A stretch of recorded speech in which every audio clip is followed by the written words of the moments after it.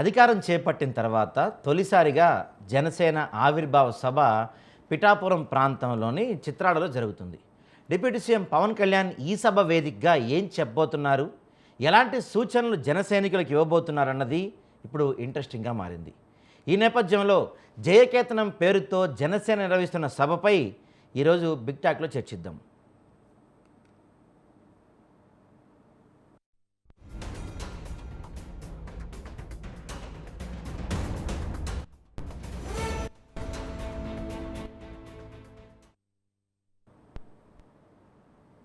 ఈ అంశంలో మనతో పాటు మాట్లాడడానికి ఉప్పాల లక్ష్మణ్ గారు ఉన్నారు, ఎనలిస్ట్. నమస్తే అండి లక్ష్మణ్ గారు.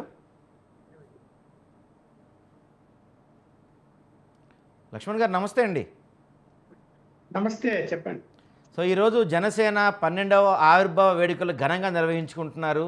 సో ఆల్రెడీ నాగబాబు లాంటి వాళ్ళు కొంతమంది మాట్లాడారు. వీళ్ళు మాట్లాడుతూనే డైరెక్ట్గా వీళ్ళ టార్గెట్ మరోసారి జగన్నే టార్గెట్ చేశారు. సో పవన్ కళ్యాణ్ స్పీచ్ ఎలా ఉండబోతుంది, జగన్ పైనే వీళ్ళ టార్గెట్ ఉండబోతుందా, లేకపోతే ఏమన్నా సర్ప్రైజింగ్ ఎలిమెంట్స్ చూడొచ్చు అంటారా మనం?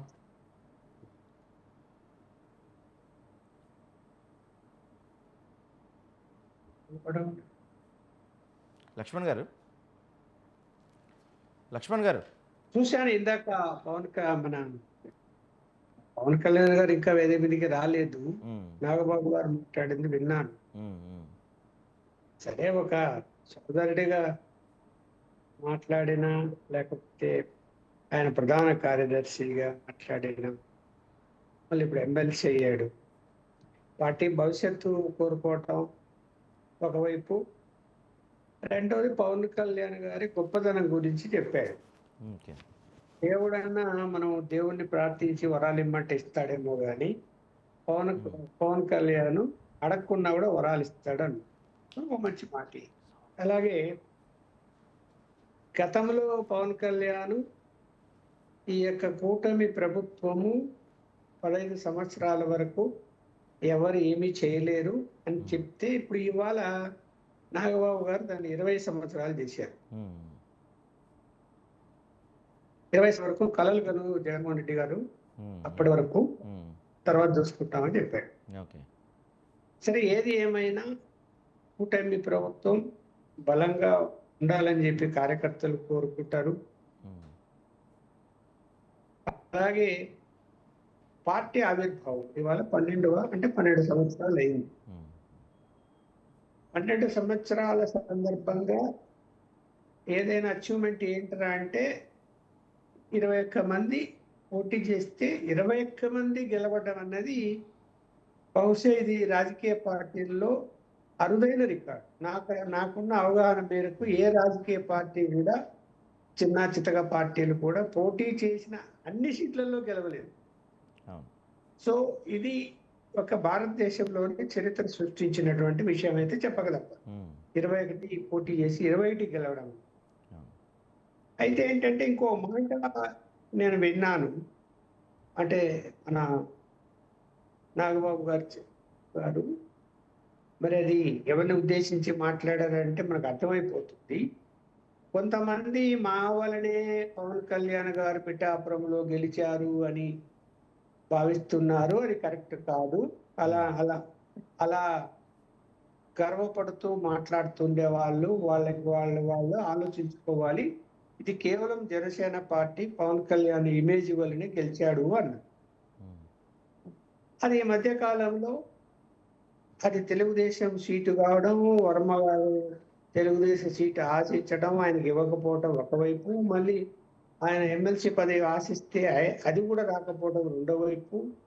నా వలనే ఇక్కడ పిఠాపురంలో జనసేన పార్టీ గెలిచింది, పవన్ కళ్యాణ్ గారు గెలిచారని ఆయన కొన్ని సందర్భాల్లో మాట్లాడిన మాటలను బట్టి చూసి నేనేమనుకుంటున్నా అంటే ఇప్పుడు ఆయన గురించి పరోక్షంగా మాట్లాడాడేమో ఇవాళ. ఎందుకంటే ఇంకా అక్కడ ఎవరున్నారు? ఇప్పుడు క్లియర్ గా ఇక్కడ పిఠాపురంలో సమావేశం అంటే ఆవిర్భావ దినోత్సవం జరుగుతున్నది కాబట్టి ఇక్కడి ప్రజలకు నేను కొన్ని అంశాలు చెప్పాల్సిన బాధ్యత ఉంది అంటూ ఆ మాట అన్నాడు. అన్నప్పుడు ఇది నేనేం పడుతున్నా అంటే సందర్భం అయితే కాదని నేను అనుకుంటున్నా.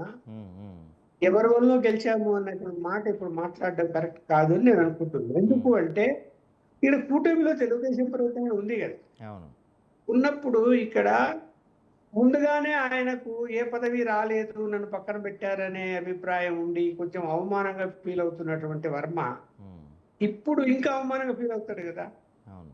అంటే ఉమ్, అక్కడ తెలుగుదేశం పార్టీకి జనసేన మధ్య ఇంకా గ్యాప్ పెరిగే అవకాశాలు కనిపిస్తాయని నేను అనుకుంటున్నాను. Okay, okay. అది మరి ఉమ్, ఎందుకు చెప్పారో ఆయనకే తెలియాలి ఒకటి. ఉమ్, ఉమ్, అది చెప్పాల్సినటువంటి అవసరం కలిగితే కాదు. ఉమ్, జనసేన పార్టీ గురించి, ఆవిర్భావం గురించి, జనసేన ఎలా ఇంతవరకు ముందుకు తీసుకొచ్చాము, రాబోయే కాలంలో ఏం చేస్తాము, ఉమ్, పార్టీ యొక్క ఇప్పుడు ఒక ప్రధాన కార్యదర్శిగా లేకపోతే ఒక పార్టీ బాధ్యత ఉన్నటువంటి వ్యక్తిగా ఆయన చెప్పాల్సిన ఏమిటంటే పార్టీని పటిష్టం, ఇది 12వ ఆవిర్భావ సభ ప్రభుత్వ కార్యక్రమం కాదు. ఉమ్, ఉమ్, ఉమ్, సో పార్టీని ఎలా బలోపేతం చేయబోతున్నాం రాబోయే కాలంలో. ఓకే, 15 సంవత్సరాలు అంటే 20 సంవత్సరాలు మేము రాజకీయ రంగంలో ఉంటాము, ప్రభుత్వాన్ని కూటమి పరిపాలిస్తుంది, లేదా మేమే పరిపాలిస్తాము, ఇవన్నీ చెప్పుకోవచ్చు, తప్పేం లేదు. కానీ అవును. కాకపోతే పార్టీ యొక్క ఉమ్, సిద్ధాంతాలు జనంలోకి తీసుకెళ్లటము, పార్టీని ఇంకా పటిష్టంగా పరిచే విషయంలో నాకున్న అవగాహన మేరకు ఇక్కడ ఉమ్, 4-5 జిల్లాల్లో తప్ప ఉమ్, మిగతా అన్ని జిల్లాల్లో కూడా పార్టీ యొక్క నెట్వర్క్ పూర్తిగా లేదు. అవును. ఇంకా పెరగాలి అంటే పార్టీ నెట్వర్క్ కూడా పెంచుకోవాల్సిన అవసరం ఉంది. ఉమ్, చాలా చోట్ల జిల్లా అధ్యక్షులు ఎవరు తెలీదు, కన్వీనర్లు ఎవరో తెలీదు, ఉమ్, నియోజకవర్గ ఇన్ఛార్జీలు ఎవరో తెలీదు. ఓకే. అందువలన ఏంటంటే నెట్వర్క్ని ఇంకా స్పీడ్గా పెంచుకోవాలి. ఇప్పుడు మీరేమో మీ లక్ష్యం ఇంకా 15-20 సంవత్సరాలు మా లక్ష్యం అంటున్నారు, ఉమ్, ఉమ్, కంటిన్యూగా మేమే అధికారంలో ఉండాలని. సరే, ఉమ్, కూటమి రావచ్చు, లేకపోతే మీరు కూడా ఇక స్వతంత్రంగా కూడా ఉమ్, ఉమ్, అధికారంలోకి రావచ్చు, జనం తర్వాత తెలుస్తారు. కానీ ఉమ్, ఆశ అయితే అదే కదా, 15 సంవత్సరాలు కాదు 20 సంవత్సరాలు అని అనుకున్నప్పుడు అవును. పార్టీ బలోపేతం అయితే కదా, కార్యకర్తల సంఖ్య పెరగాలి, ఉమ్, ప్రతి జిల్లాలో మీ కార్యకర్తలు ఉండాలి, ఉమ్, రూట్ లెవెల్లో పనిచేయాలి, ఉమ్, ప్రజల మన్ననలు పొందాలి. ఓకే. అంతేగాని పవన్ కళ్యాణ్ గారు అడగకపోయినా వరాలు ఇచ్చేవాడు కాబట్టి మీరందరూ ఓట్లు ఏంటంటే ఎవరు వేయరు. ఎందుకు ఉమ్, వేస్తారు? ఉమ్, 4 కోట్ల జనాభాకు వరాలు ఇవ్వగలుగుతాడు ఆయన? ఉమ్, అడగకుండానే ఇవ్వలేరు కదా. ఉమ్, అందువల్ల ఇక్కడ ఇంకా సరే, పవన్ కళ్యాణ్ గారు ఇప్పుడు ఏం చెప్తారో చూడాలి. ఏం చెప్పినా కూడా ఖచ్చితంగా నేనైతే అభిప్రాయపడుతున్నాను, పార్టీ బలోపేతం కావాలి ఇంకా. ఓకే. ఇప్పుడు లక్ష్మణ్ గారు. పార్టీ బలోపేతం లేదని నేను చెప్పడం లేదు. 21 సీట్లు గెలిచారంటే గ్రేట్ అని చెప్పాను నేను. అవునవును. లక్ష్మణ్ గారు అయితే, లక్ష్మణ్ గారు ఇప్పుడు మనం చూసుకుంటే సరే, మీరు చెప్పినట్టు పార్టీ నిర్మాణం, బలోపేతం వీటి గురించి చూసే ముందుగా మనం ఈ 9 సంవత్సరాలు అధికారంలోకి వచ్చిన తర్వాత డిప్యూటీ సీఎంగా కావచ్చు, కొన్ని కీలక శాఖల మంత్రిగా కావచ్చు, లేకపోతే మిగతా కొంతమంది మంత్రులు కావచ్చు, జనసేన పార్టీ పర్ఫార్మెన్స్ ఎలా ఉంది గవర్నమెంట్‌లో? ఇప్పుడు ప్రభుత్వంలో అంటే కూటమి ప్రభుత్వం కాబట్టి ఇప్పుడు ఎన్ని చెప్పినా కూడా తెలుగుదేశం సంఖ్య ఎక్కువ ఉన్నది. వీళ్ళు ఉన్నది ముగ్గురే కదా, డిప్యూటీ హ్మ్. సీఎం తర్వాత 2 మంత్రులు, నాదెండ్ల హ్మ్. వసరం ఒక ఆయన, ముగ్గురే హ్మ్. ఉన్నారు హ్మ్. మంచివాళ్ళు. హ్మ్. ప్రభుత్వ పరిపాలనలో ఓవరాల్ గా మనం చెప్పాలంటే ఇంకా పట్టు సాధించలేకున్నారు అనేది బాగా మనకు వినిపిస్తున్న మాట జనంలో నుంచి. ఓకే. పట్టు సాధించే విషయంలో సలహాలు, సూచనలు ఇవ్వాల్సినటువంటి బాధ్యత కూటమి పార్టీలకు కూడా ఉంది కదా. హ్మ్. పవన్ కళ్యాణ్ గారు కూడా ఉంది కదా. కొన్ని సందర్భాల్లో ఆయన కఠినంగా చెప్తున్నాడు. నేను హ్మ్. నేను కలెక్టర్ల కాన్ఫరెన్స్ కానీ, అధికారుల కాన్ఫరెన్స్ మీటింగ్ లో కానీ పవన్ కళ్యాణ్ గారు మాట్లాడిన మాటలు చాలా సార్లు విన్నాను. హ్మ్. ఆయన చాలా కఠినంగా చెప్తున్నాడు, అడ్మినిస్ట్రేషన్ అన్నది న్యాయబద్ధంగా జరగాలి, హ్మ్. మీరు నిర్లక్ష్యం చేయడానికి కుదరదు హ్మ్. అని చెప్తున్నాడు. మీరు చదివింది ఏంటి, మీరు హ్మ్. ఏమేమి ఐఏఎస్ ఐపీఎస్లు మీరు ఏం ప్రమాణాలు చేసి వచ్చారు, హ్మ్. ఇవన్నీ గుర్తుపెట్టుకొని పరిపాలన సాగించాలా అని మంచి మాటలు చెప్పారు. ఓకే. హ్మ్. కానీ ఇక్కడ ఏమైపోయిందంటే కూటమిలో ఉన్నటువంటి ఇప్పుడు అధికారులు కూడా ఒక్కోసారి అడ్వాంటేజ్ ఏం తీసుకుంటారంటే, హ్మ్. ఇక్కడ ప్రభుత్వం ఎన్ని చెప్పిన అధినేత ఎవరు? చంద్రబాబు నాయుడు గారు హ్మ్. అంటే ముఖ్యమంత్రి. అవును.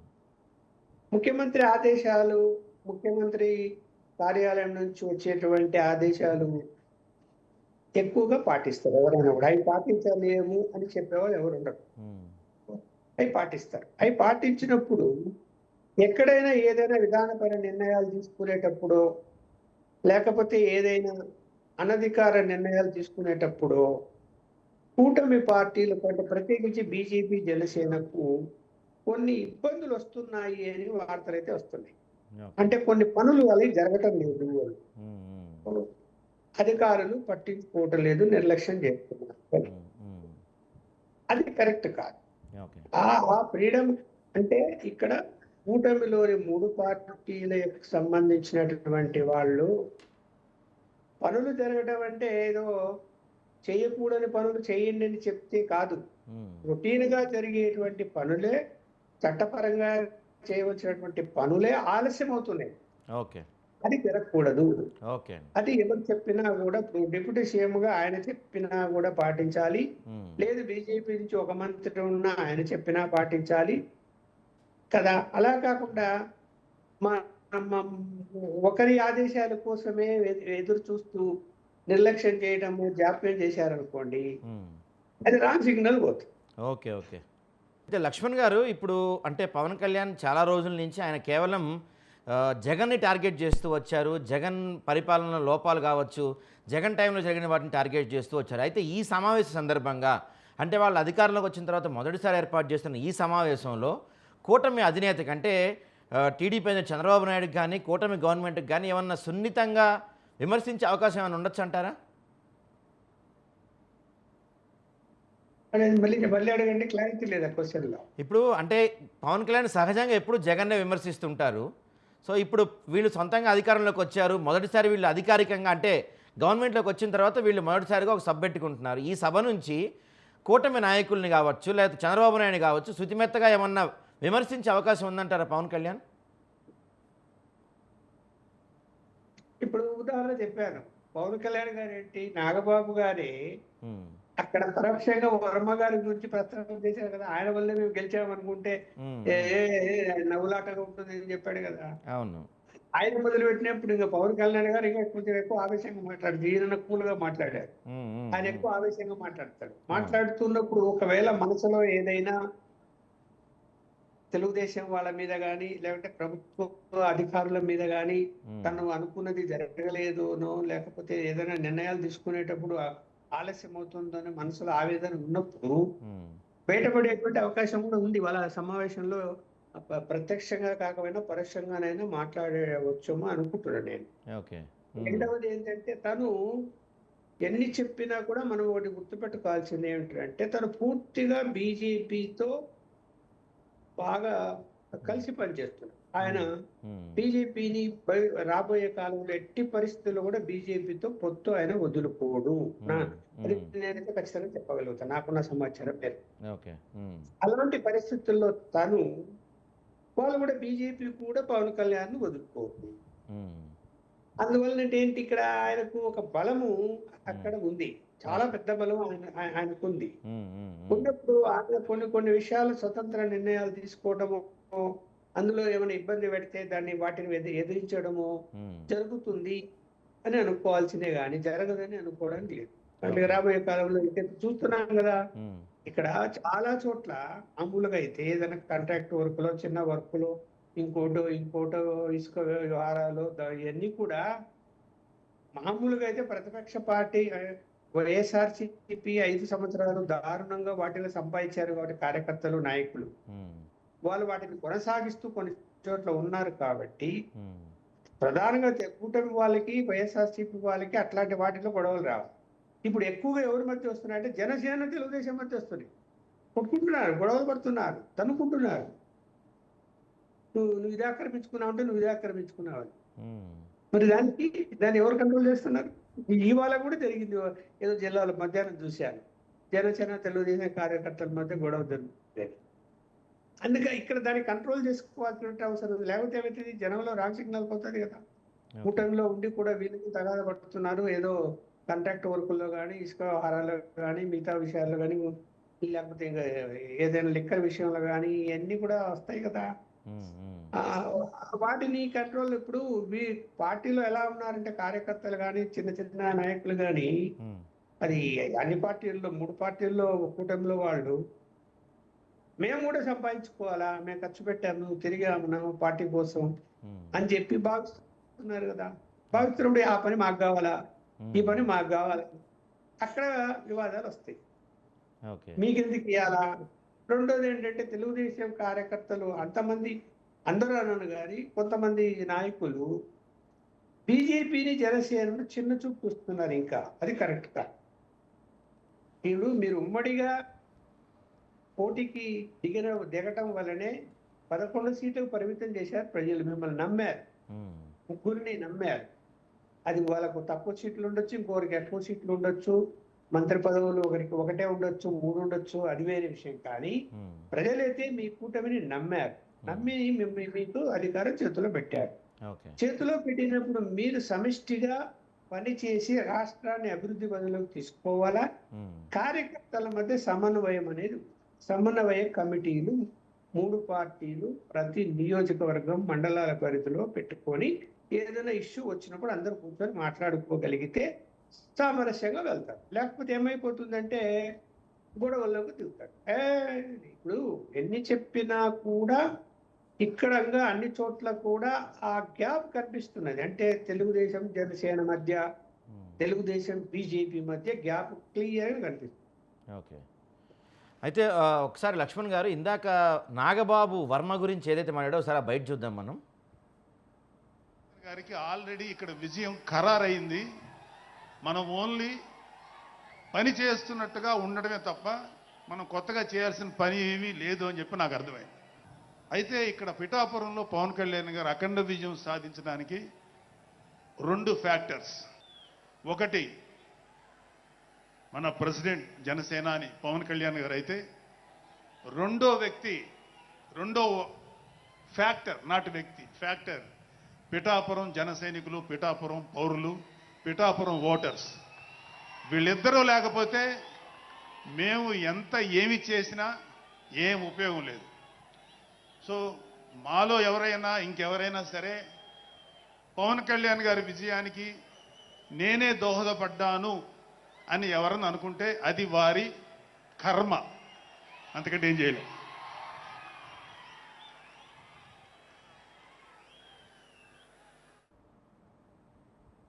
ఓకే. అది లక్ష్మణ్ గారు చూశారు కదా. అంటే నాగబాబు గారు దాదాపుగా ఇండైరెక్ట్గా వర్మకి కౌంటర్ వేసినట్టే. అంటే ఇంకా దాదాపుగా 4 సంవత్సరాలు వీళ్ళు అధికారం ఉండాలి.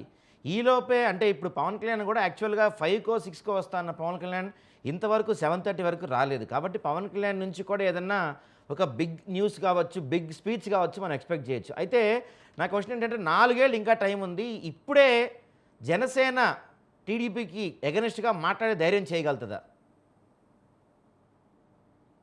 చేయకూడదు. ఇప్పుడు ఇది సమయం కాదు. ఇది నేను అందుకనే మొదట అన్నా కదా, ఇది ఏదైనా ఎన్నికల బహిరంగ సభ కాదు, ఇది ఆవిర్భావ సభ.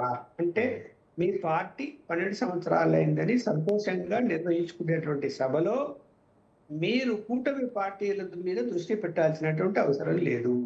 మీ పార్టీ మీద దృష్టి పెట్టి కార్యకర్తలకి ఇంత ఉత్సాహం నింపి ఏ విధంగా ముందుకెళ్లాలో చెప్పి తీసుకెళ్తే బాగుండేది. కానీ ఆయన ఆ పిఠాపురంలోనే ఊరికే వెళ్ళి అక్కడే ఆయన వర్మ గారి గురించి అలా మాట్లాడితే, ఇప్పుడు వర్మ గారంటే ఒక వ్యక్తి అని కాదు, తెలుగుదేశం పార్టీ కార్యకర్తలు నాయకులు అక్కడ ఉన్నారు. వాళ్ళందరూ కలిసి పని చేస్తేనే కదా గెలుపొందేది.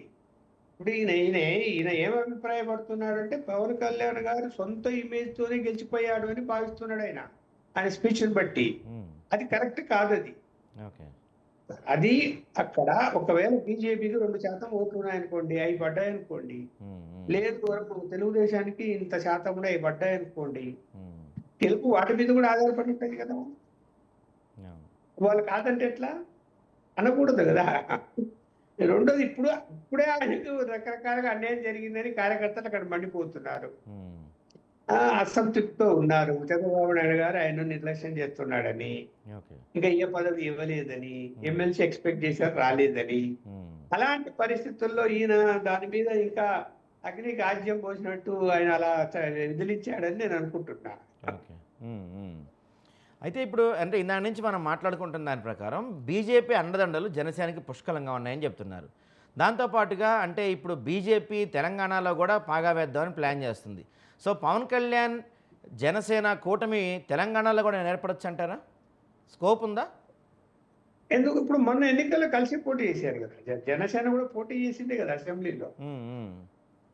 పోటీ చేసింది కదా, చేయకుండా అవునవును చేసింది. అవునవును అవునవును. కలిసి పోటీ చేశారు ఇక్కడ. ఉమ్, ఉమ్. బీజేపీ జనసేన కొన్ని సీట్లు సరే ఓడిపోయారు, అది వేరే విషయం, కానీ అవును. కలిసి పోటీ చేశారు. తెలుగుదేశం కలవలేదు కానీ బీజేపీ జనసేన కలిసి పోటీ చేశారు. ఓకే. ఈ ఫ్యూచర్ లో కూడా ఏంటంటే ఇక్కడ జనసేన పార్టీ నెట్వర్క్, పార్టీ కార్యకర్తల బలం కాదు ఇక్కడ. పవన్ కళ్యాణ్ గారి ఇమేజీ, ఆయన మీద ఆయన అభిమానులు ఓట్లు వేస్తారు తెలంగాణలో కూడా అని భావిస్తున్నారు కదా. ఓకే. భావిస్తున్నప్పుడు ఆ అవకాశం తీసుకుంటారు కదా బీజేపీ వాళ్ళు. ఎందుకు వదులుతారు? అవునవును. కొంత ప్రయోజనం ఉంటుంది, లేకుండా ఏముండదు. అయితే పవన్ కళ్యాణ్ గారు పొద్దున మాట్లాడుతూ ఒక సందర్భంలో జనసేన కాదు దేశసేన అని చెప్పి ఒక సందర్భంలో ఒక చిన్న వ్యాఖ్య చేశారు. అంటే పవన్ కళ్యాణ్ గారు ఏమన్నా దేశ రాజకీయాల వైపు కూడా చూసే అవకాశం ఉండొచ్చు అంటారా? ఇప్పుడు దేశ రాజకీయాలంటే ఏమున్నాయండి? ఇప్పుడు ఎంపీగా పోవాలి, రాజ్యసభ పోవాలి, కేంద్ర మంత్రి కావాలి, అంతవరకే. అత్యాశకు పోయి జనసేన పార్టీ దేశవ్యాప్తంగా విస్తరించే అవకాశం ఉందా? అసలు ముందు తెలంగాణలో విస్తరించమని చూద్దాం, లేకపోతే పక్కన కర్ణాటకలో విస్తరించమని కదా. దేశవ్యాప్తంగా అది జరిగే పని కాదండి. కేసీఆర్ అలాంటి ప్రయత్నం చేసి బొక్క బొల్ల పడ్డా లేదా? అవును. ప్రాంతీయ పార్టీలు ఇవాళ ఇప్పుడు ఆపు పార్టీ ఆయన ప్రయత్నం చేసి కేజ్రీవాల్ బొక్క బొల్ల పడ్డా లేదా? ప్రాంతీయ పార్టీలు దేశవ్యాప్తంగా ఇమేజ్ పెంచుకొని అధికారంలోకి కేంద్రంలో వచ్చేటువంటి అవకాశాలే లేవు.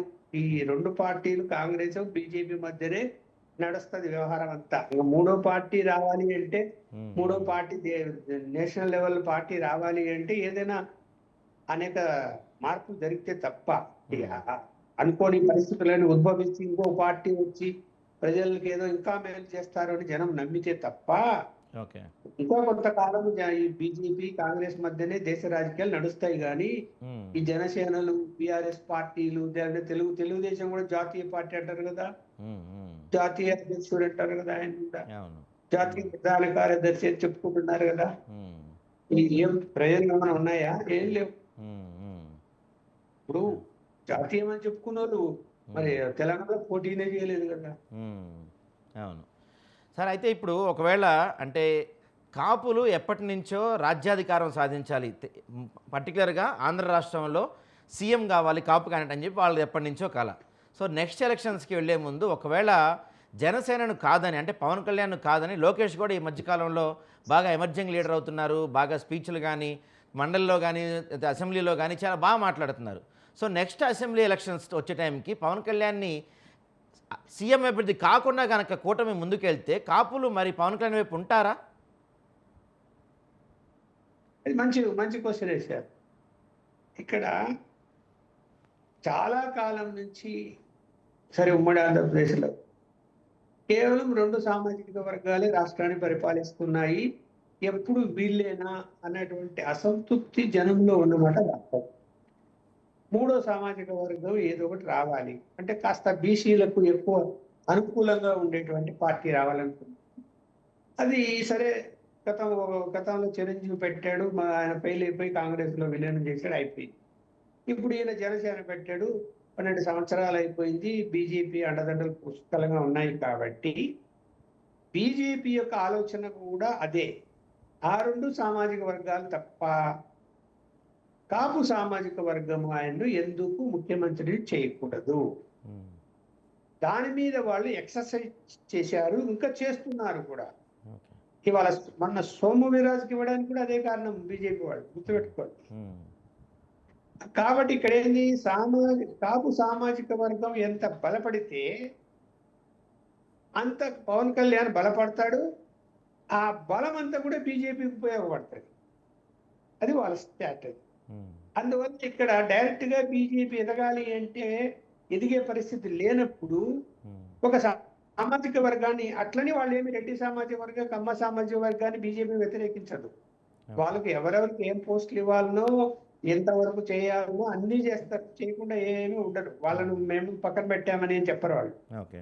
చేయవలసినటువంటి చేస్తారు. ఉమ్, ఉమ్, కాకపోతే లక్ష్యం అయితే అదే. ఓకే. ఇప్పుడు మీరు అన్నట్టు నెక్స్ట్ ఇప్పుడే డిప్యూటీ సీఎం కావాలా లోకేష్ అని కొందరు, అలా లేదు సీఎం అని కొందరు తెలుగుదేశం వాళ్ళు మాట్లాడుతున్నప్పుడు స్టేట్మెంట్లు ఇవ్వడము, క్యాపిటల్ అంటే మీటింగ్ అరుపులు ఇవన్నీ వస్తున్నాయి కాబట్టి ఉమ్, నెక్స్ట్ మీరు అన్నట్టు ఎన్నికల్లో పవన్ కళ్యాణ్ గారిని సీఎంగా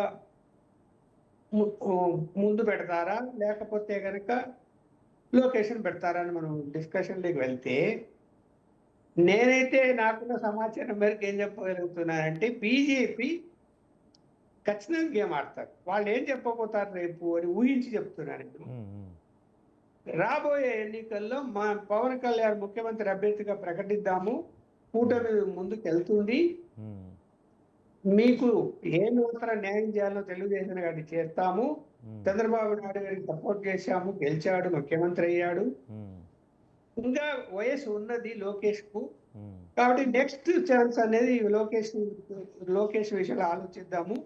ఇప్పుడు కూటమి తరపున ఎన్నికల ముందే పవన్ కళ్యాణ్ గారే ముఖ్యమంత్రి అభ్యర్థి అని ప్రకటించి వెళ్దాము అని వాళ్ళు వ్యూహం మార్చి ఆ ప్రయాణం చేశారు అనుకోండి.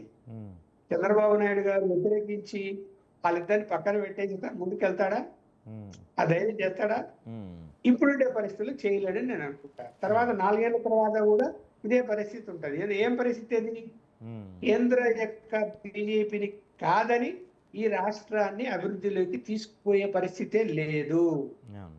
వాళ్ళకి దృష్టిలో పెట్టుకొని ఎంత సహాయం చేయాలని అన్ని విధాలుగా సహాయం చేస్తూ జనాన్ని మెప్పిస్తున్నారు ఇప్పుడు బీజేపీ వాళ్ళు. ఉమ్, ఇప్పుడు బీజేపీ మీద అంత వ్యతిరేకత జనంలో తగ్గింది. ఎందుకు తగ్గింది?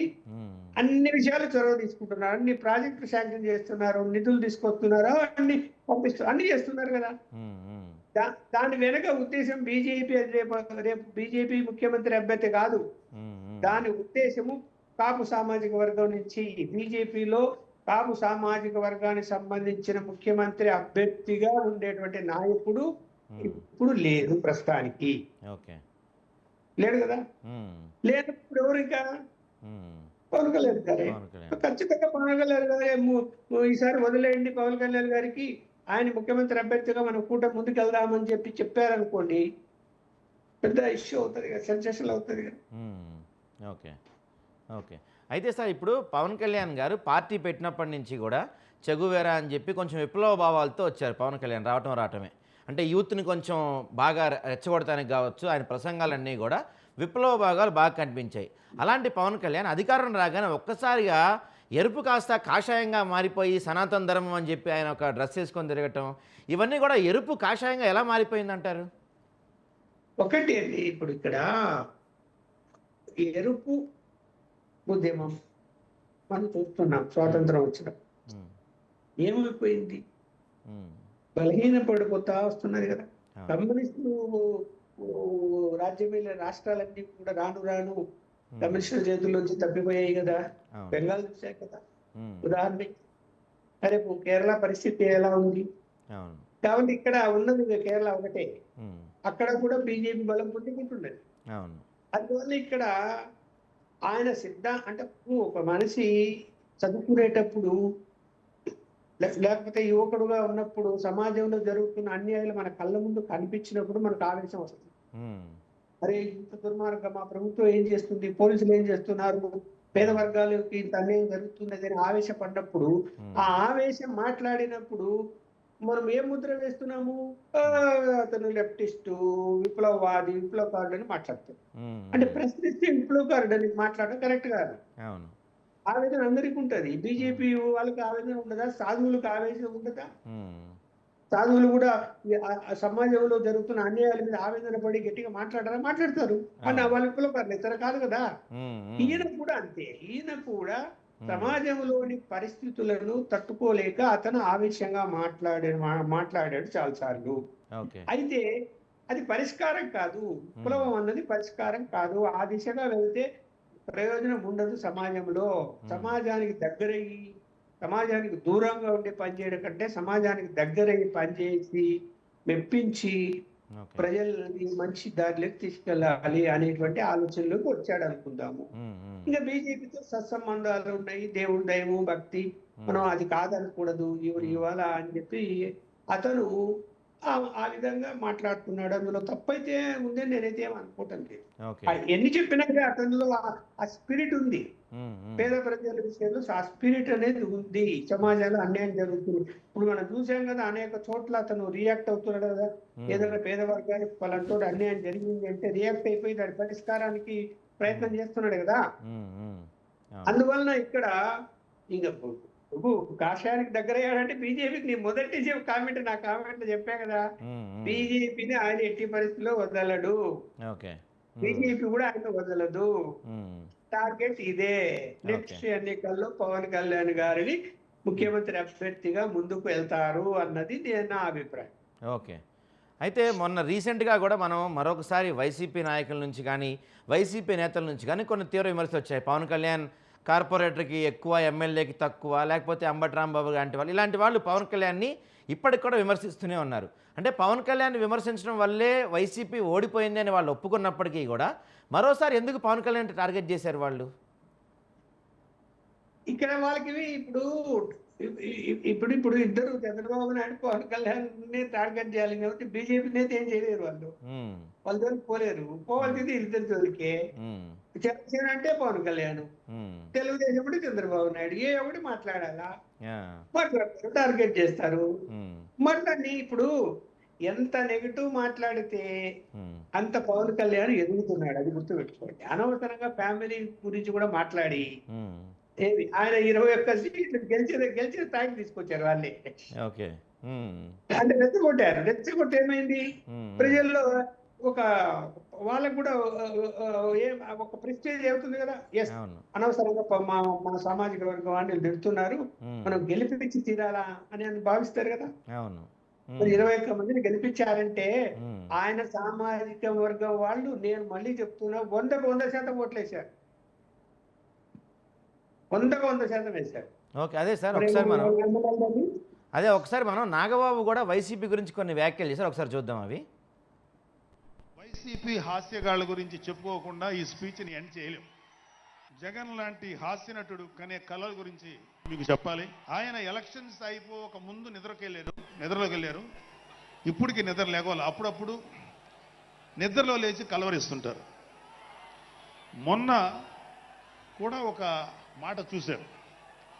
కళ్ళు మూసి తెరిచేలోగా 9 నెలలు అయిపోయినాయి, ఇంకెంత, ఇంకాసారి కళ్ళు మూసి తెరిచేలోపుగా 5 ఏళ్ళు అయిపోతాయి, ఆ తర్వాత అధికారం మాదే అని ఆయన మాట్లాడుతుంటే అంతకన్నా ఏ హాస్యగాడు కూడా అంత అద్భుతంగా చేయలేడు. అంత అద్భుతంగా హాస్యం చూపిస్తున్నారు ఆయన. కానీ ఆయనకి నా సలహా ఏంటంటే, సార్ మీరు నిద్రలోనే ఉండండి, అప్పుడప్పుడు కలవరించండి, తప్పులేదు. ఇంకొక 20-30 ఏళ్ల తర్వాత మీరు కల్లో నుంచి బయటికి రండి, అప్పుడు దాకా మిమ్మల్ని ఎవరు డిస్టర్బ్ చేయరు. ఇది నాకు మనస్ఫూర్తిగా నేను మీకు ఇచ్చే సలహా. అధికారంలో లేవు, అప్పుడు మనకి ఎలాంటి విషయాన్నైనా ఏ విషయాన్నైనా తీవ్రంగా మాట్లాడగలిగేటువంటి శక్తి ఉంది. కానీ ఇప్పుడు అధికారం వచ్చిన తర్వాత మనం ఒళ్ళు దగ్గర పెట్టుకొని చాలా కేర్ఫుల్గా ఉండాలి.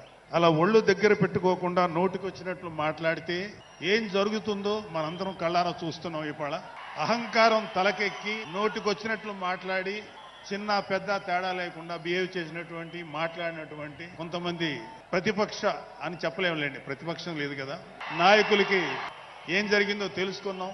కాబట్టి ప్రతి మాట ఆచితూచి మాట్లాడాలి. సో అందుకని కొంచెం అది కూడా కాకుండా మేమందరం కూడా మాకు కొన్ని లిమిటేషన్స్ ఉన్నాయి. సో అదండి లక్ష్మణ్ గారు, చూశారు కదా ఏదైతే టాపిక్ మనం మాట్లాడుకున్నామో ఇప్పుడు, అంటే మాట్లాడి అనవసరంగా అహంకారానికి పోయి పెద్దోళ్ళని అవే యాజ్ ఇట్ ఈజ్ దాదాపుగా అవే వ్యాఖ్యలు కొంచెం అటు ఇటుగా నాగబాబు గారు కూడా చెప్పారు. అయితే ఇప్పుడు నాగబాబు గారు అంతకుముందులాగా పార్టీ కార్యదర్శి కాదు, ఇప్పుడు ఆయన ఎమ్మెల్సీ, కాబోయే మంత్రి కూడా. సో నాగబాబు ఎమ్మెల్సీ అవ్వటం, మంత్రికి రావటం, ఇవన్నీ పార్టీకి ఇంకొంచెం బూస్ట్ అయ్యే అవకాశం ఉంటుందా? లేకపోతే ఏమన్నా ఆయన కొంచెం ఒక్కోసారి నాగబాబు గారు కొన్ని సందర్భాల్లో అంటే సందర్భానుసారంగా అంటే టాపిక్ లేకపోయినా కొన్ని వ్యాఖ్యలు మాట్లాడుతూ ఉంటారు. నాగబాబు మంత్రి అవ్వటం, ఎమ్మెల్సీ అవ్వటం పార్టీకి బూస్ట్ అవుతుందా? ఏమైనా నెగిటివ్ అయ్యే ఛాన్సెస్ కూడా ఉంటాయా? ఇప్పుడు ఒకటి ఏంటంటే ప్రాంతీయ పార్టీలు ఎలా ఉంటాయంటే, ప్రాంతీయ పార్టీల్లో ఉండేటువంటి నాయకులు నమ్మకమైన వాళ్ళు కావాలి. నమ్మకమైన వాళ్ళు కాకపోతే ఏమైపోతుందంటే, పార్టీ అంతర్గత విషయాలు బయటికి వెళ్తే పార్టీ బలహీనపడుతుంది. అందువలన ఈ ప్రాంతీయ పార్టీల వాళ్ళందరూ కూడా ఏమి అంటే ఎంతసేపున కుటుంబ సభ్యులు పెట్టుకుంటాము,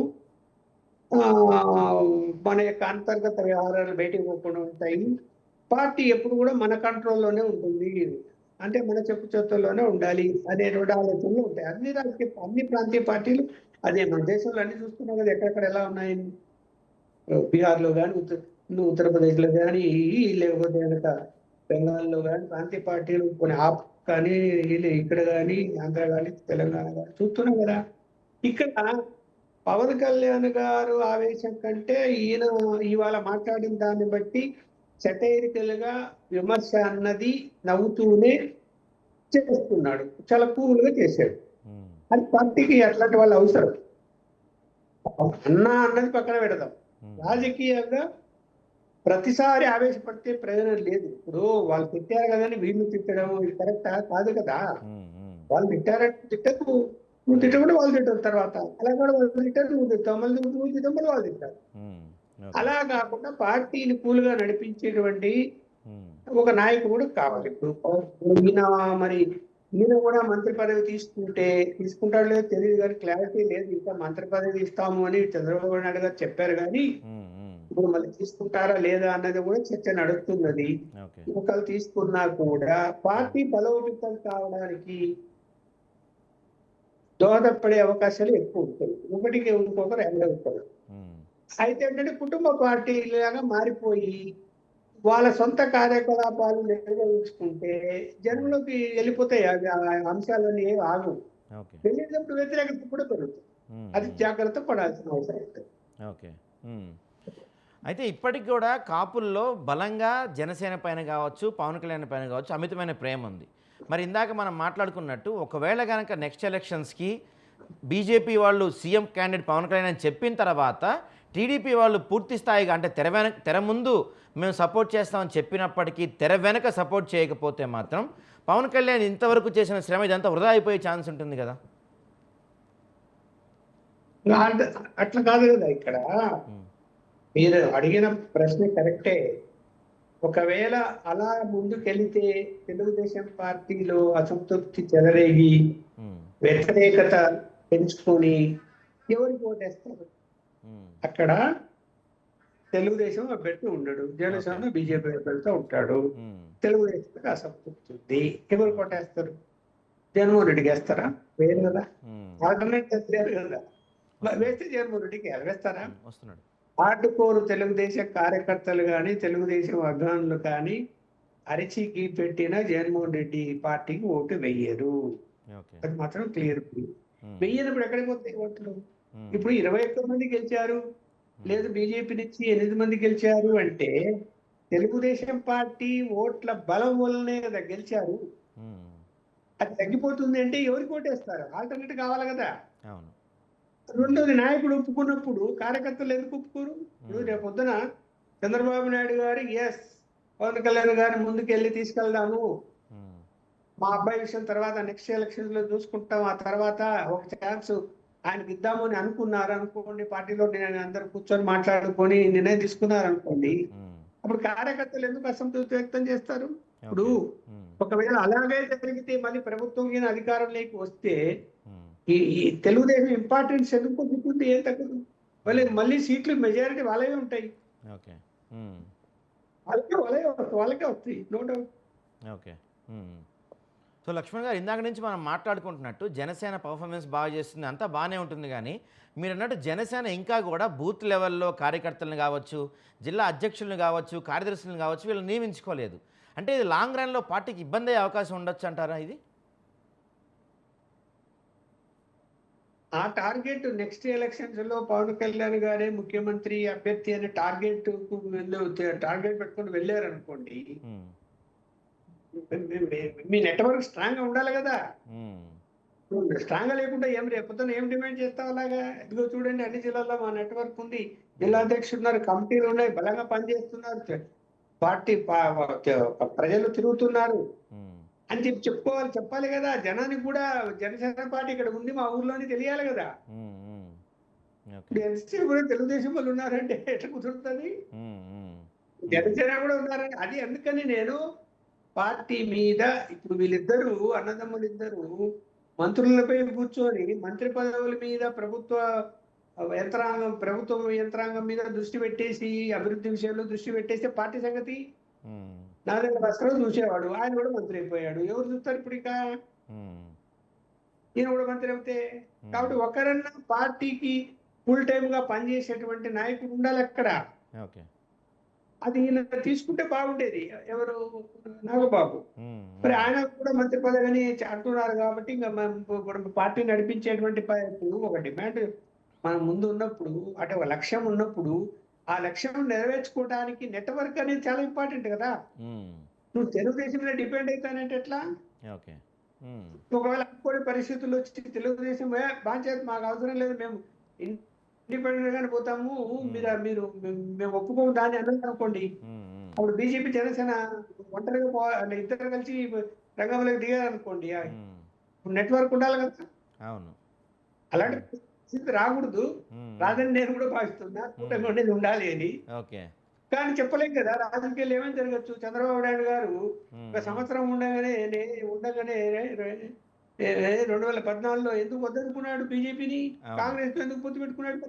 ఉమ్, ఉమ్, ఊహించారు ఎవరన్నా అది? అంతేగా. ఒక తెలుగుదేశం పార్టీ ఉమ్, కాంగ్రెస్ తో కాంగ్రెస్ కు వ్యతిరేకంగా పుట్టిన పార్టీ అవును. కాంగ్రెస్ తో పొత్తు పెట్టుకుంటుందని ఊహించినాము మనం ఎప్పుడన్నా? ఉమ్, అంతే కదా. పెట్టుకున్నాడు కదా, అవును. పెట్టుకున్నాడు, దెబ్బతిన్నాడు కదా. ఉమ్. అయితే అండి లక్ష్మణ్ గారు, ఇప్పుడు జనసేనని ప్రధానంగా మనం ఇందాక నుంచి మాట్లాడుకుంటున్నప్పుడు కానీ ఎక్కడ వచ్చినా సరే జనసేన అంటే ముఖ్యంగా కాపులకు సంబంధించిన పార్టీ అని వస్తుంది. కానీ పవన్ కళ్యాణ్ డే 1 నుంచి కూడా నాకు కులం లేదు, నాకు మతం లేదు, నేను కులానికి అతీతంగా రాజకీయాలు చేస్తా అని చెప్తూ వచ్చారు. కానీ జనసేన అంటే కాపుల పార్టీ అని ఒక బలమైన ముద్ర పడిపోయింది. ఇది మిగతా వర్గాలను ఏమన్నా జనసేనకు దూరమయ్యే అవకాశం ఉంటుందా దీనివల్ల? ఇప్పుడు ఏమైపోయిందంటే ఎవరికి వాళ్ళు ఆ సామాజిక వర్గం వాళ్ళు ఆ సామాజిక వర్గం సంబంధించిన పార్టీని సమర్థిస్తున్న మాట వాస్తవం. ఇప్పుడు బలంగా అంటే సమర్థించడం అంటే ఆర్థికంగాను, అంటే మానసికంగాను, శారీరకంగాను అవసరమైతే అన్ని పనులు చేస్తూ, అరే ఇప్పుడు చూడండి, జగన్మోహన్ రెడ్డి గారు ఎప్పుడైతే ఒక సామాజిక వర్గం మీద టార్గెట్ చేసి 5 ఏళ్ళు పరిపాలన చేస్తే, ఆ సామాజిక వర్గం అంటే చంద్రబాబు నాయుడు సామాజిక వర్గానికి పట్టుదల పెరిగింది. అరే మనం ఎంత హింస పెట్టాడు, మనం ఎట్లా సరైన కల్పించాలి, ఏం ఆర్థిక సాయం చేద్దాము, ఎక్కడెక్కడ తిరుగుతాము, అందరికి చెప్తాము అని ఆ కమ్యూనిటీలో ఆ యొక్క యూనిటీ పెరిగింది. అలాగా రేపు పొద్దున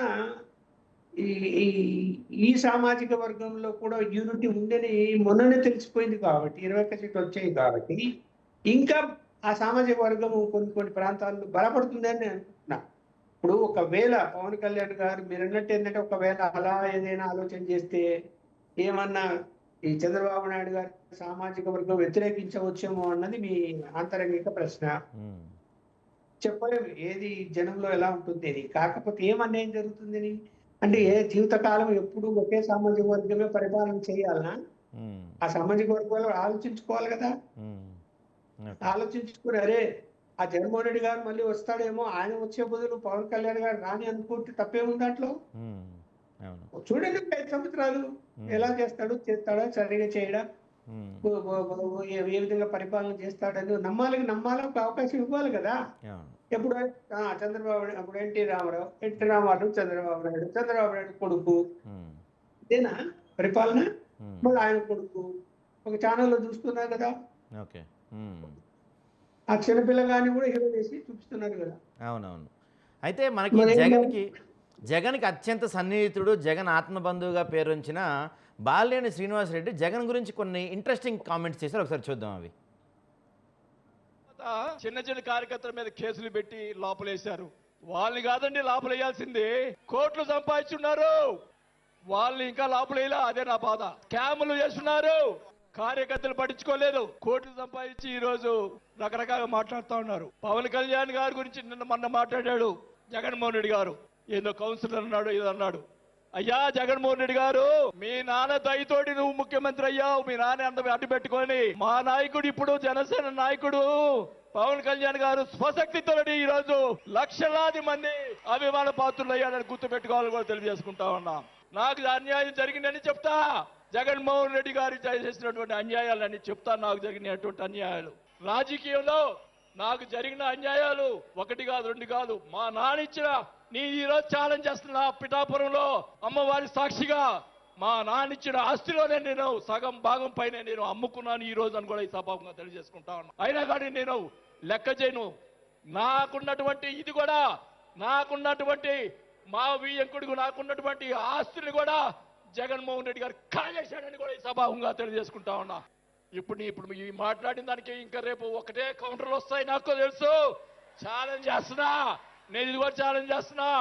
చంద్రబాబు నాయుడు గారు కూడా అడుగుతా ఉన్నా, మొత్తం మొన్న జరిగినట్టు ఉన్నటువంటి ఎమ్మెల్యేలు అందరి మీద ఎంక్వైరీ, నా మీద కూడా సహా ఎంక్వైరీ చేయండి. ఎవరు అన్యాయం చేశారో, ఎవరు తప్పులు చేశారో, ఎవరు కోట్లు సంపాదించారో మొత్తం బయట పెట్టాలని కూడా ఈ సభగా తెలియజేసుకుంటా ఉన్నా. ఈ ఉక్రోషం, ఈ బాధ నాకు తెలుసు, మా కుటుంబానికి తెలుసు. మా కుటుంబం ఎంత ఇబ్బంది పడిందో నాకు తెలుసు. కాబట్టి పవన్ కళ్యాణ్ గారు ఆయన ప్రతిపక్షంలో ఉన్నప్పుడు కూడా బాల్యం లాంటి మంచి వాళ్ళు అని అన్నప్పుడే నాకు ఆ రోజు నేను చేరున్నాల్సింది పవన్ కళ్యాణ్ గారిని. మంత్రి వదిలిపెడితే మంత్రి ఇచ్చి మంత్రి తీసేశాడు. అవన్నీ నేను కూడా బాధపడిన. నేను మంత్రి అనేది ఐ డోంట్ కేర్. ఆ రోజు 4 సంవత్సరాలకే వదిలిపెట్టాను. నేను ఒకటే చెప్తా ఉన్నా, మన వంశీ గారిని, పోసాని మురళి గారు వాళ్ళని అరెస్ట్ చేస్తే ఈయన పోయి జగన్మోహన్ రెడ్డి గారు పోయి వాళ్ళని పరామర్శిస్తాడు. నేను ఒకటే చెప్తా ఉన్నా, రఘురామకృష్ణరాజు గారిని నిన్ను ఏదో మాట్లాడితే ఆయన లోపల పెట్టించి, కుదగొట్టించి, కాలు చేతులు ఎర్రగొట్టించి లోపల పెట్టించావే. 17 సంవత్సరాలు ముఖ్యమంత్రిగా చేసినటువంటి చంద్రబాబు నాయుడు గారి కుటుంబాన్ని, భార్య గురించి మాట్లాడితే వాళ్ళకి బాధ కలగదా అని అడుగుతా ఉన్నా. ఆ రోజే నేను ఖండించాను. నేను అసెంబ్లీలో మన నాయకుడు పవన్ కళ్యాణ్ గారు ఆయన గురించి మాట్లాడావు, పోసాని మురళీకృష్ణ గారు. ఆయన కల్లైరు చేస్తుంటే లక్షలాది మంది జన సైనికులు నీకు తుప్పు తుప్పుగా రాలగొట్టేవాళ్ళు. ఆయన మౌనం వహించారు. నేనైతే చెప్తా ఉన్నా, కుటుంబాన్ని అలా మాట్లాడారు కాబట్టి వాళ్ళని 9 నెలలు, ఇంకా 9 నెలల తర్వాత అరెస్ట్ చేశారు. నేనైతే గవర్నమెంట్ ఇచ్చిన మరుసటి రోజే లాఠీతో రాలగొట్టించి లోపల వేయించేవాడని కూడా ఈ సభగా తెలియజేసుకుంటా ఉన్నా. లక్ష్మణ్ గారు విన్నారా బాలనేని లాంటి సీనియర్ పొలిటీషియన్ జగన్ పైన చేసిన కామెంట్స్? ఇప్పుడు ఇక్కడ నాయకులు అనే వాళ్ళు అంటే ఏ పార్టీలో అంటే ఆ పార్టీ పాట పాడుతున్నారు. ఆయన మరి ఎందుకు పండించాను అసెంబ్లీలోనే అంటాడు. మరి జగన్మోహన్ రెడ్డి దగ్గర పోయి నీకు బుద్ధి లేదవా, ఇలాంటి పనులు ఎందుకు చేస్తున్నావు అని చెప్పగలిగినాడా? లేదు కదా. ఇక్కడ ఎవరి మాట విన్నాడు జగన్మోహన్ రెడ్డి గారు? ఎవరికి అపాయింట్మెంట్లు ఇచ్చాడు? పోనీ ఇవ్వకపోయినా మీరు చొరవ తీసుకొని వెళ్ళి మాట్లాడగలుగుతారా? లేదు కదా. ఎన్ని తిట్లు తిప్పించారు, అవి తిప్పించారు. ఎన్ని మాట్లాడాలో అన్ని మాట్లాడిచ్చారు. కుటుంబము అందరినీ రోడ్ల మీద తీసుకొచ్చారు. ఎంత దారుణంగా జరిగింది. ఇక్కడ పార్టీలో ఆ రోజు ఉన్నప్పుడు మీరు అట్లాంటిది అనకూడదు, మేము తప్పు ఇదని చెప్పి ఏమైనా బహిరంగంగా మీరు మాట్లాడినారా? ఇంటర్నల్ గా పోనీ వివాదం పోయి జగన్మోహన్ రెడ్డి గారితో మాట్లాడారా? ఇప్పుడు పార్టీ మారారు, ఇప్పుడు ఈ పార్టీలో చేరావు, అప్పుడు ఏం జరిగింది, ఇట్లా జరిగింది, అట్లా జరిగింది అని చెప్తున్నాడు. చాలా మంది చెప్తున్నారట. చాలా మంది వైఎస్ఆర్సీపీ నుంచి వచ్చిన వాళ్ళు జనసేనలో చేరారు, తెలుగుదేశంలో చేరిన వాళ్ళు అదే చెప్తున్నారు. మా మాట వినడు. ఇప్పుడు మొన్న కూడా విజయసాయి రెడ్డి అదే చెప్పాడు కదా. మరి 2 సార్లు రాజ్యసభ ఇచ్చినప్పుడు ఆయన ఆడిటరు, నీ ఉద్యోగం ఆడిటింగ్. ఆయన కంపెనీలకు అంతే ఆడిట్ చేశావు, ఆ కంపెనీలకు సంబంధించి కేసులు నడుస్తున్నాయి, నువ్వు కూడా కొన్ని మ్యానిపులేట్ చేశావు అని చెప్పి నువ్వు కూడా ముద్దాయి. అందులో నువ్వు ఉన్నప్పుడు నీ ఉద్యోగం ఆడిట్ అయితే నువ్వు రాజకీయాలకి ఎందుకు వచ్చావయ్యా? వచ్చినప్పుడు పదవులని తీసుకుని చక్రం తిప్పాలని చూసి ఆ A2 లాగా నువ్వు వ్యవహరించావా లేదా? ఉమ్, ఆ, అవును. మరి ఉమ్, ఇప్పుడు ఎవరి లిమిట్స్ వాళ్ళకి ఉండాలి కదా. ఉమ్, ఆయన అవకాశం ఇచ్చాడు అంటే నువ్వు అవకాశం తీసుకొని నువ్వు ఎన్ని పనులు చేసావు? ఉమ్, ఓకే. చేసావా లేదా? ఉమ్, మరి ఓకే. నువ్వు ఎందుకు వచ్చావు అసలు రాజకీయాలకి? నువ్వు ఆడిటరు, ఉమ్, నీ జాబ్ అది, నీ ఉమ్, ప్రొఫెషన్ అది, అది అవును. చూసుకో. అవును. అక్కడ అందులో కూడా తప్పు చేసావని నువ్వు ముద్దాయిగా ఉన్నావు కదా. ఉమ్, మరి అవును. ఉమ్, మరి ఇప్పుడు బయటకు వచ్చిన తర్వాత ఇప్పుడు జగన్మోహన్ రెడ్డి గారు అలాంటి వాడు ఇలాంటి వాడు అని చెప్పి మాట్లాడితే ప్రయోజనం ఏముంది? ఉన్నప్పుడు తెలియదా నీకు? అవును. ఉమ్. తెలుసు కదా, అన్ని తెలుసు కదా. అయితే ఇప్పుడు ఆ, వైసీపీ నుంచి బయటకు వచ్చేస్తున్న వాళ్ళని కావచ్చు, వైసీపీ మీద కొంత వ్యతిరేకత ఉన్న వాళ్ళని కావచ్చు, one by one Janasena join చేసుకుంటుంది. దీనివల్ల జనసేన లక్ష్యం ఏంటంటే సొంత నాయకులను తయారు చేసుకుంటా అని చెప్తున్న పవన్ కళ్యాణ్ ఇలా వలసల్ని ప్రోత్సహించి వైసీపీ నుంచి వచ్చే వాళ్ళని చేర్చుకోవటం వల్ల భవిష్యత్తులో రాజకీయాలకు ఇబ్బంది అయ్యే అవకాశం ఉండొచ్చా? దౌర్భాగ్యమైన పరిస్థితి ఏంటంటే వాళ్ళ రాజకీయ పార్టీలకు ఎంతసేపు ఉన్నా కూడా డబ్బున్న వాళ్ళు ఎవరు? డబ్బు పెట్టుకుంటాడా లేదా? ఉమ్, ఇదే ఆలోచన. డబ్బు పెట్టుకునేవాడే కావాలి కావాలి అది. ఉమ్, ఉమ్, వేరే పార్టీ చూసినా తీసుకుంటారు. ఉమ్, ఆ పార్టీలో తప్పులు చేసిన కేసులు ఉన్నా తీసుకుంటారు. ఉమ్, అవినీతి పరుడని తెలిసినా తీసుకుంటారు. నేను ఒక పార్టీ అనడం అందరూ అంతే. ఈవెన్ ఉమ్, బీజేపీ సిద్ధాంత పరంగా ఉన్న పార్టీ కూడా అదే పని చేసింది కదా. ఉమ్, అందరూ అదే పని చేస్తున్నారు. అదే పని చేస్తున్నప్పుడు ఏం మాట్లాడాలి ఇక్కడ? కార్యకర్తలు తయారు చేసుకున్నాము, నీతి నిజాయితీగా పనిచేసే వాళ్ళు ఉన్నారు, వాళ్ళని పైకి తీసుకొస్తాము, ఉమ్, వాళ్ళని ప్రొజెక్ట్ చేస్తాము, వాళ్ళకి ముందుగానే 4-5 సంవత్సరాల ముందు ఎదుగో నువ్వు క్యాండిడేట్, నువ్వు జనంలోకి వెళ్ళి పని చేసుకో, ఉమ్, నీకేమైనా ఆర్థిక ఇబ్బందులు ఉంటే పార్టీ నుంచి నీకు నిధులు ఇస్తాము, తీసుకో, తిరుగు, ఏదో ఆఫీస్ పెట్టుకో, వెహికల్ పెట్టుకో అని చెప్పి ప్రోత్సహించి ఉమ్, చాలా మంది ఇవాళ యువత నీతి నిజాయితీతో పనిచేసే వాళ్ళు లేరనే ఉన్నారు. వాళ్ళ దగ్గరికి రా నీరు. ఎంతసేపునా ఏం డబ్బులు పెట్టుకుంటావు? ఇప్పుడు పార్టీ ఫండ్ ఇచ్చి ఎన్నికలకు పోటీ చేసడం పోయింది. ఉమ్, టికెట్ కోసం పార్టీకి డబ్బులు ఇచ్చి టికెట్ తీసుకునే పరిస్థితి వచ్చింది. అవును. ఉమ్, మరి ఏం చెప్పాలి దానికి మనం? అవును. ఉమ్, ఇప్పుడు ఒక ఆయన పేరు చెప్పాను, సందర్భం కాదు. 20 కోట్లు ఇచ్చి తెలుగుదేశం టికెట్ తెచ్చుకున్నాడు. ఓకే. 20 కోట్లు ఉమ్, తెచ్చుకొని గెలిచాడు. ఓకే, మంత్రి కూడా అయ్యాడు అనుకున్నాం. ఉమ్, ఉమ్, ఓకే. కరెక్టేనా అది? ఉమ్, కరెక్టేనా? అంతే కదా మరి. ఉమ్, మరి అదే అదే అన్ని పార్టీల్లో ఉంది. జగన్మోహన్ రెడ్డి దగ్గర కూడా అదే ఉంది, వైఎస్ఆర్సీపీలో కూడా. ఓకే. ఉమ్, మరి ఇక్కడ ఎవరిని తప్పు పట్టాలి మనం? అవును. వీళ్ళకి నాయకులు దొరకడం లేదంటే ఉమ్, నాయకులు తయారు చేయాలి. ఇప్పుడు 12 ఏళ్ళు ఇది పార్టీ ఆవిర్భావం. అవును. 12 ఏళ్ళు ఎంతమంది నాయకులు ఎన్ని జిల్లాలో తయారు చేసుకున్నారో పవన్ కళ్యాణ్ గారు వాళ్ళు చెప్పగలుగుతారా? అంతే కదా. నా జిల్లా భాస్కర్ వేరే పార్టీ నుంచి వచ్చా. ఉమ్, అసలైన ఆయనే. ఉమ్, నువ్వు తయారు చేసుకున్నావా? ఉమ్, అదే. లేదు కదా, వేరే అవును. పార్టీ తెచ్చుకున్నావు. అవును. సరే, నాగబాబు అంటే మీ బ్రదర్ కాబట్టి నువ్వు పైకి తీసుకొచ్చావు. ఓకే, ఉమ్, ఇంకంతా వేరే వేరే పార్టీ నుంచి వచ్చిన వాళ్ళే కదా.